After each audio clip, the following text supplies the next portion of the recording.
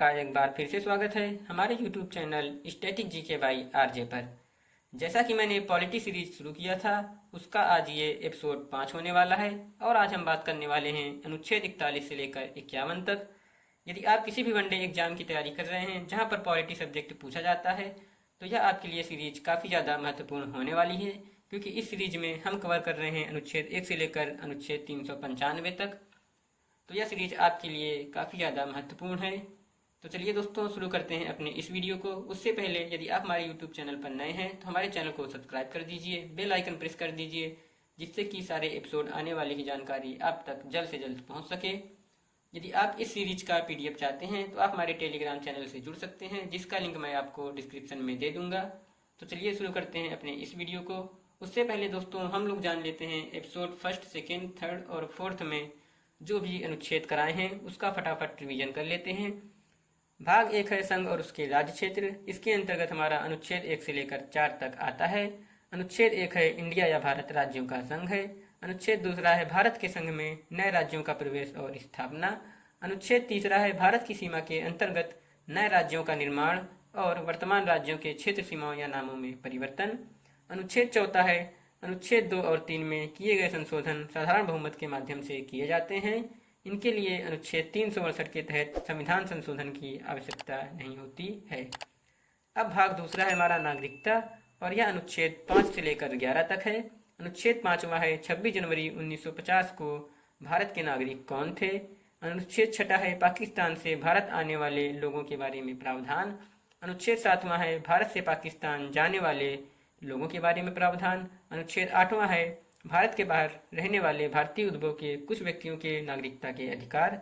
अनुच्छेद 9वां है यदि किसी व्यक्ति या नागरिक ने भारत की नागरिकता छोड़ किसी अन्य देश की नागरिकता स्वेच्छा से ग्रहण कर ली है तो उसकी भारत की नागरिकता स्वतः समाप्त हो जाएगी। अनुच्छेद 10वां है नागरिकता के अधिकारों को संसद के संविधान करने तक बनाए रहना, अर्थात अनुच्छेद 5, 6, 7, 8 और 9 में दिए गए सभी प्रावधान संसद की अनुमति तक बने रहेंगे। अनुच्छेद 11 है नागरिकता के संबंध में विधि बनाने का अधिकार सिर्फ भारत के संसद को प्राप्त है, अतः राज्य सरकार या विधानमंडल नागरिकता के संबंध में विधि बनाने का अधिकार नहीं रखता है। अब हमारा भाग 3 चालू होता है मौलिक अधिकार, और यह अनुच्छेद 12 से लेकर 35 तक है। अनुच्छेद 12 राज्य की परिभाषा। अनुच्छेद 13 है इसके अंतर्गत राज्य किसी ऐसे कानून का निर्माण नहीं करेगा जो मौलिक अधिकारों के विरुद्ध हो। अनुच्छेद 14 है इस अनुच्छेद में 2 प्रावधान है।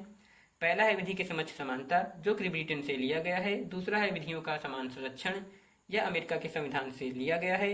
अनुच्छेद 15 है राज्य किसी नागरिक के साथ जाति, धर्म, लिंग, जन्म स्थान, मूल वंश के आधार पर कोई भेदभाव नहीं करेगा। अनुच्छेद 16 है लोक नियोजन में समानता। अनुच्छेद 17 है अस्पृश्यता का अंत। अनुच्छेद 18 है उपाधियों का अंत। अनुच्छेद 19 है स्वतंत्रता का अधिकार। अनुच्छेद 20 है अपराधों के लिए दोष सिद्धि के संबंध में संरक्षण। अनुच्छेद 21 है प्राण एवं दैहिक स्वतंत्रता। अनुच्छेद 21 का ए है शिक्षा का अधिकार। अनुच्छेद 22 है कुछ दशाओं में गिरफ्तारी और निरोध से संरक्षण। अनुच्छेद 23 है मानव दुर्व्यापार और बलात्श्रम के विरुद्ध अधिकार। अनुच्छेद 24 है कारखानों आदि में बालकों के नियोजन पर प्रतिबंध। अनुच्छेद 25 है धर्म के अंतःकरण मानने, आचरण करने, प्रचार करने का अधिकार। अनुच्छेद 26 है धार्मिक कार्यों के प्रबंधन का अधिकार। अनुच्छेद 27 है धार्मिक कर टैक्स न देने की स्वतंत्रता, यानी धार्मिक कार्य का धन टैक्स फ्री होगा। अनुच्छेद 28 है सरकारी खर्च से चलने वाले संस्थान में धार्मिक शिक्षा नहीं दी जाएगी। अनुच्छेद 29 है अल्पसंख्यकों के हितों की रक्षा।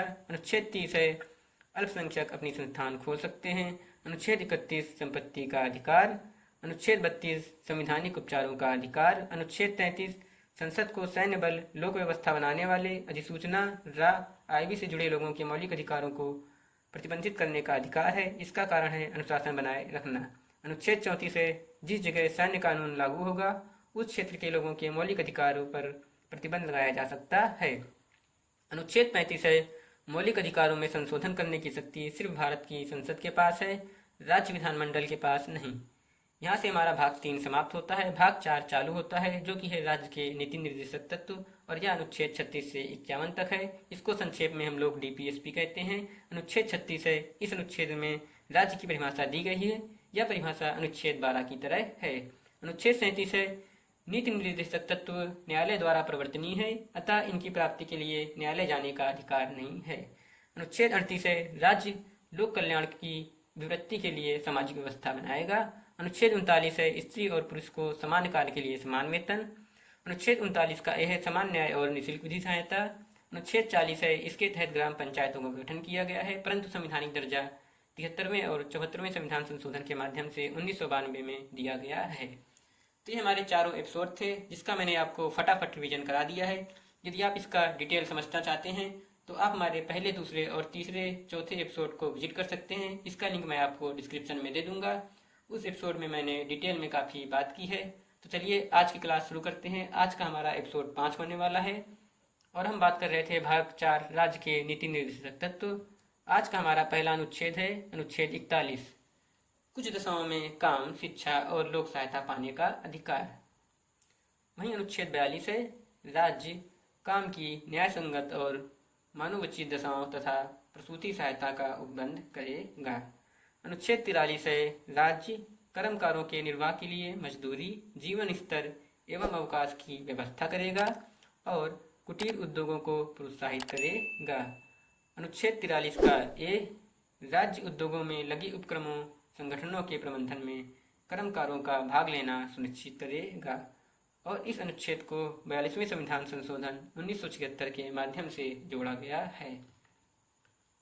अनुच्छेद 43 का बी है राज्य सहकारी समितियों के स्वैच्छिक गठन के बारे में प्रावधान करता है और इस अनुच्छेद को 97वें संविधान संशोधन 2011 के माध्यम से जोड़ा गया। अनुच्छेद 44 है नागरिकों के लिए एक समान सिविल संहिता यानी कि यूसीसी, जिसको हम संक्षेप में बोलते हैं, लागू करने का राज्य प्रयास करेगा। और वहीं समान सिविल संहिता लागू करने वाला भारत का पहला राज्य उत्तराखंड है। अनुच्छेद 45 है राज्य 0 से 14 वर्ष के बच्चों को प्रारंभिक बाल अवस्था की देखभाल करेगा और शिक्षा की व्यवस्था करेगा। 86वें संविधान संशोधन 2002 के माध्यम से अनुच्छेद 21 के अंतर्गत 6 से 14 वर्ष तक के बच्चों को निःशुल्क शिक्षा का प्रावधान किया गया है और यह मौलिक अधिकार है। अनुच्छेद 46 है राज्य अनुसूचित जातियों, अनुसूचित जनजातियों और दुर्बल वर्ग के लोगों के लिए शिक्षा और धन के संबंधी हितों की रक्षा करेगा। 103वें संविधान संशोधन में आरक्षण इसके तहत प्रदान किया जाता है। अनुच्छेद 47 है राज्य लोगों के पोषाहार, जीवन स्तर और लोक स्वास्थ्य को सुधारने का कर्तव्य करेगा। मादक पदार्थों, नशीले पदार्थों के सेवन पर प्रतिबंध करेगा। औषधियों में मादक पदार्थ के प्रयोग पर रोक नहीं है। बिहार में शराबबंदी अनुच्छेद 47 के अंतर्गत ही है।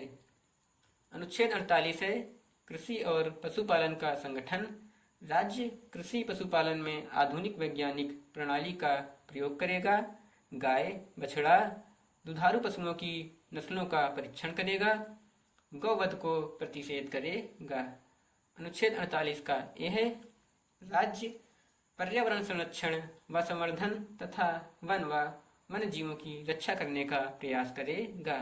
इसको 42वें संविधान संशोधन 1976 के माध्यम से जोड़ा गया है। वहीं पर्यावरण संरक्षण अधिनियम 1986 आदि का निर्माण किया गया है। अनुच्छेद 49 है राज्य राष्ट्रीय महत्व के स्मारकों, स्थानों, वस्तुओं का संरक्षण करेगा। इन वस्तुओं की अवैध खरीदारी, निर्यात इत्यादि पर रोक है। अनुच्छेद 50वां है राज्य लोक सेवाओं में कार्यपालिका से न्यायपालिका का पृथक्करण करने के लिए कदम उठाएगा। और इस वीडियो का आखिरी अनुच्छेद अनुच्छेद 51 है भारतीय विदेशी नीति का आधार है राज्य विभिन्न राष्ट्रों के मध्य सम्मानपूर्ण संबंधों, अंतर्राष्ट्रीय विधि, संधि बाध्यताओं के प्रति आदर तथा अंतर्राष्ट्रीय विवादों को मध्यता से निपटाने के लिए प्रयास करेगा। यानी कि अनुच्छेद 51 में अंतर्राष्ट्रीय शांति की बात की गई है। आइए अब हम जानते हैं राज्य के नीति निर्देशक तत्वों का वर्गीकरण, क्योंकि भाग 4 हमारा राज्य के नीति निर्देशक तत्व अनुच्छेद 36 से 51 तक थे, जो कि हमारे समाप्त होते हैं। अब हम बात करते हैं राज्य के नीति निर्देशक तत्वों का वर्गीकरण। तो इसका 3 प्रकार से वर्गीकरण किया गया है: गांधीवादी तत्व, समाजवादी तत्व और उदारवादी तत्व। गांधीवादी तत्व में अनुच्छेद 40, 43 का बी, 46, 47 और 48 आते हैं। वहीं समाजवादी तत्व में अनुच्छेद 38, 39, 39A, 41, 42, 43, 43A और 47 आते हैं। उदारवादी तत्व में अनुच्छेद 44, 45, 39A, 41, 42, 43, 43A और 47 आते हैं। तो यह इम्पोर्टेंट था काफ़ी आपके एग्जाम के लिए और यह पूछा जा चुका है, इसलिए मैंने आपको यह भी कवर करा दिया है।